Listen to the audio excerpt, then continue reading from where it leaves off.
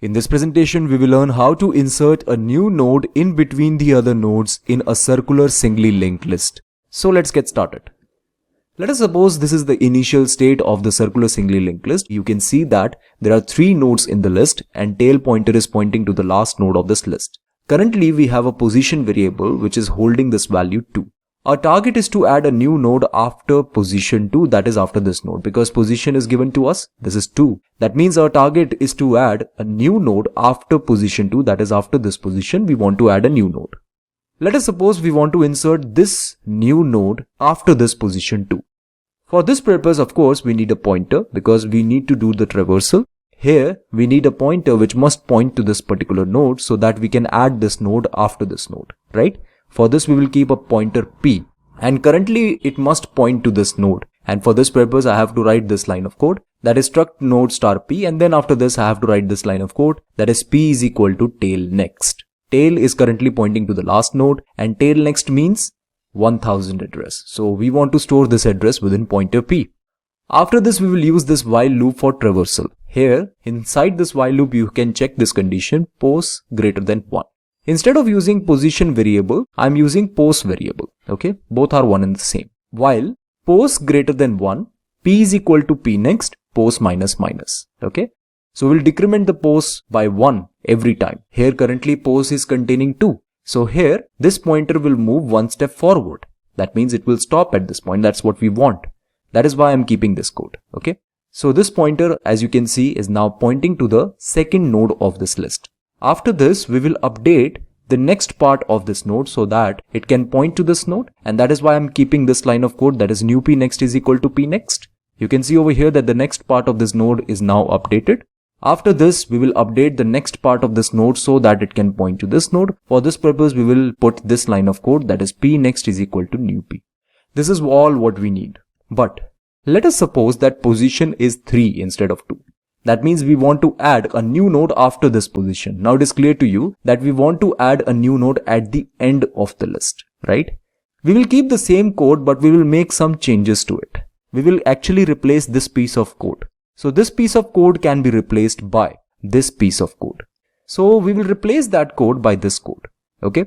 If p is equal to tail, that means if pointer p is pointing to this node, then we will do this procedure, else we will do the usual procedure, right? Here you can see that there are 3 lines of code written. First, we know that after this while loop, p will point to this node, right? This means after this, we will check this condition. Is p equal to tail? We know that p is equal to tail, right? That means p is pointing to the last node of this list. So we will update the next part of this node so that it can point to this node. Then we will update the next part of this particular node so that it can point to this node.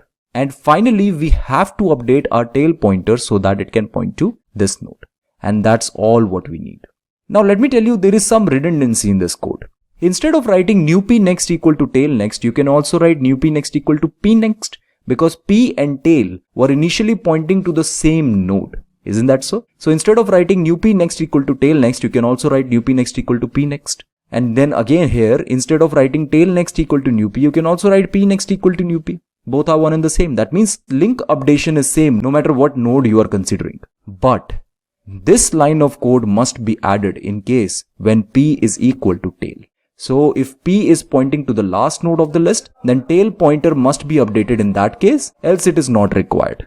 Okay. So better code is, we will keep these 2 lines of code outside and then we will check this condition. If p is equal to tail, then tail must be updated. That's it.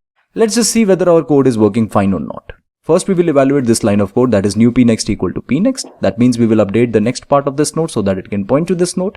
Then we will update the next part of this node so that it can point to this node. And finally, we will check this condition. Is p equal to tail?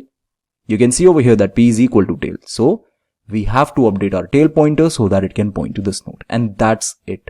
So you can see over here, this is the resultant linked list so obtained. When we have position is equal to 2, that means this new node has been added between these 2 nodes, right?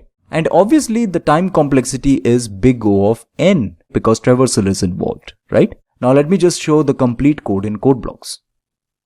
You can see over here, this is the complete code. Struct node is declared, add to empty function is there, add at end function is also there, and we have this add after pos function. which is used to add a node after a given position. Here we are passing tail to it, data as well as pos, that is position. Here, this is the similar code we have seen already. Obviously here, we are allocating memory for the new node as well. Apart from this, everything is similar. There is a print function which is used to print all the elements of the linked list. We are first calling add to empty function, then we are calling add at end function twice, so that we would be able to add these two nodes after this node. And then I call this print function to print the current elements of the list. Then I call add after pos function, so that I would be able to add a new node after certain position. That is basically the data of that node is 66. And if we try to print all the elements of this linked list, then it would be like 34, 45, 66 and 6, because here the position is 2. Now let me just execute this code. You can see over here the output of this program is 34, 45, 66, 6. That means after position 2, the node has been added, right? Now, let me change this position to 3. And let's just execute this code. You can see over here a new node is added after this node, right? Okay friends, this is it for now. Thank you for watching this presentation.